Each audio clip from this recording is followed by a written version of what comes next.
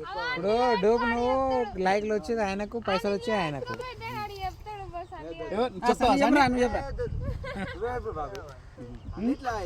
Start start camera ready action.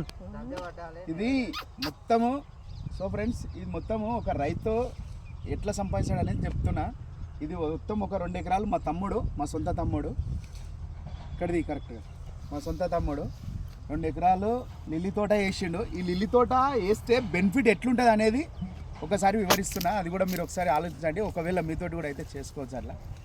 అయితే ఇది 2 ఎకరాలు వేసినావు కదా మీ, ఇట్లా బెనిఫిట్స్ ఎట్లుంటాయి ఇవి అంటే? ఇంకా కొంచెం ఎట్లా వస్తాయి? వారానికి 2 సార్లు మందులు కొట్టాలి, నైట్ తెంపాలి, కొంచెం చాలా హార్డ్ వర్క్ ఉంటుంది అనమాట. హార్డ్ వర్క్ ఉంటుంది.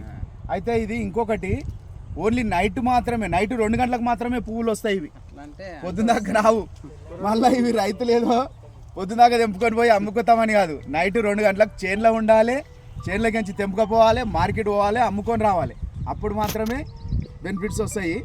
కానీ కాకపోతే దీని ఖర్చు ఎంత, లాభం ఎంత అనేది ఒకసారి మా తమ్ముడిని అడిగి తెలుసుకున్నాము.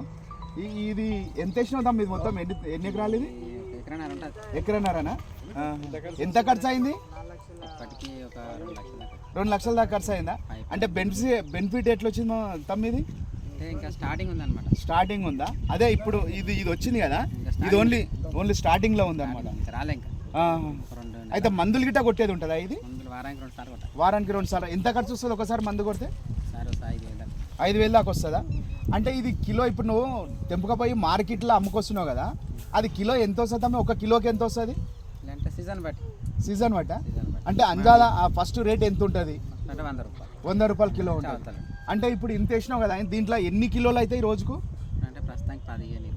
20 కిలోలు అవుతాయా? ఇక్కడ నుంచి గుడిమల్కాపూర్ తీసుకుపోయి అమ్ముకోసం మార్కెట్ పోయి 15 కిలోలు అవుతుంది, 10-15 కిలోలు కావచ్చు.